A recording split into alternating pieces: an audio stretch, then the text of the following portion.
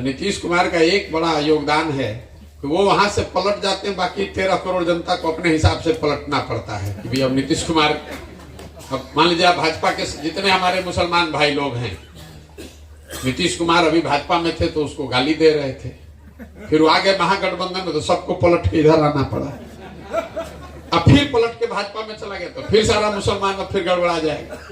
अरे भाई तो फिर वही धोखा दे दिया। अब मुसलमान अकेले नहीं है, इनकी व्यवस्था सब पर लागू होती। अभी आप भाजपा के सपोर्टर कार्यकर्ता थे तो आप नीतीश कुमार को गरिया रहे थे, अब वो आ गया आपके पास। नीतीश कुमार का बड़ा योगदान है, उसने पूरे बिहार को पलटी मार बना दिया। लोग कहता है नीतीश कुमार पलटू मार है, हम कह रहे भाई पूरे बिहार को पलटी मार बना दिया है। वो तो अपने स्वेच्छा से पलटी मार रहे हैं, बाकी लोग को तो मजबूरी है, करेंगे क्या। जिस तेजस्वी यादव को आप शराब और स्मैक की बात कर रहे हैं, 1 साल तक तेजस्वी यादव को 1.5 साल तक बिहार में शराब का अवैध कारोबार दिख रहा था। नीतीश कुमार के लोग उसमें शामिल दिख रहे थे। जिस दिन नीतीश जी पलटी मारे तो पूरा आरजेडी भी पलटी मार दिया। तो कहता ना शराबबंदी तो ठीक ही है, गांधी जी ऐसा ही चाहते थे। अभी भाजपा वाला गाली दे रहा था शराब के लिए, देखिए कल से उसको शराबबंदी में गांधीवाद दिखने लगेगा। तो पूरे बिहार को ये अफसोस की बात है, पूरे बिहार को हम लोग को हंसी का पात्र बना दिया है ये आदमी ने। आपने किसी ने कहा कि आप ही तो मदद किए थे, ठीक बात है। ये सवाल तो बिल्कुल आप लोग का होना चाहिए, लोग करते भी हैं कि भैया 2015 में आपने ही मदद किया था। तो मेरे भाई एक बात आप समझिए, 2015 के नीतीश कुमार और आज के नीतीश कुमार में बहुत जमीन आसमान का फर्क है। जिस नीतीश कुमार की मदद हमने 2015 में की थी, 2014 नवंबर में नीतीश कुमार हमसे मिलने दिल्ली आए। तब हमको बिहार की राजनीति से कोई लेना देना नहीं था, हम तो बिहार मोदी जी के साथ थे। तो गोवा से नीतीश कुमार यहाँ मांझी जी को बनाकर संन्यास लेकर गोवा चले गए थे 10-15 दिन वहीं पर छुट्टी मनाने। वहां से किसी ने इनको बताया कि बिहार का एक लड़का है जिसने मोदी का कैंपेन किया है, तो हमसे दिल्ली मिलने आए किसी के माध्यम से।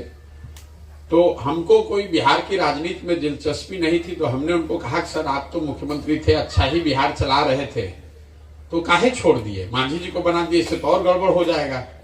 तो कहे नहीं, हमको तो जनता हरा दिया, तो अब तो कैसे रहेंगे मुख्यमंत्री।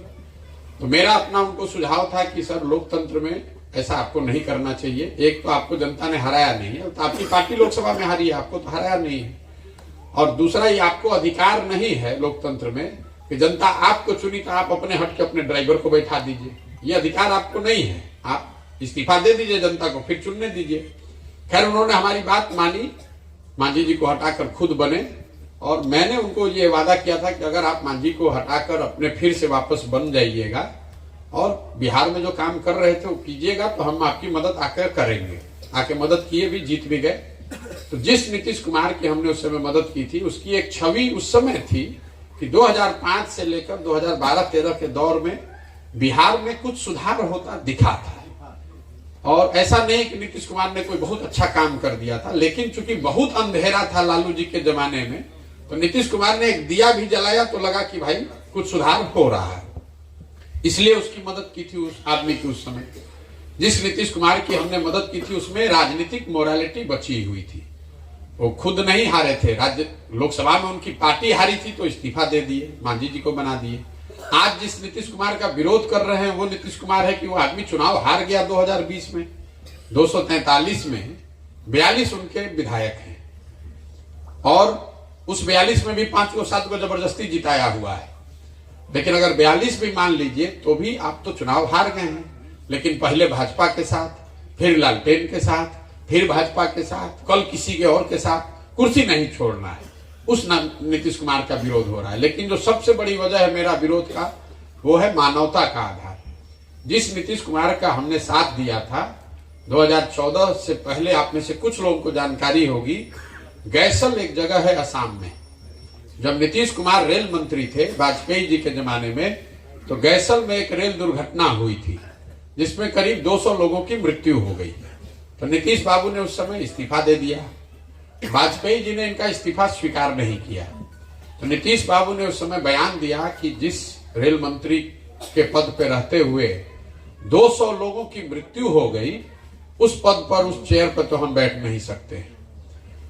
आज के नीतीश कुमार वो हैं कि कोरोना में हजारों लोग मर गए, पूरा देश पे संकट आया, लेकिन बिहार के बच्चों पर जितना संकट आया, 1 लाख से ज्यादा बच्चों को लोगों ने मार मार के घर से निकाल दिया। इस आदमी ने उस दौर में अपने घर से बाहर निकल के 2 बस भेजना भी गवारा नहीं समझा।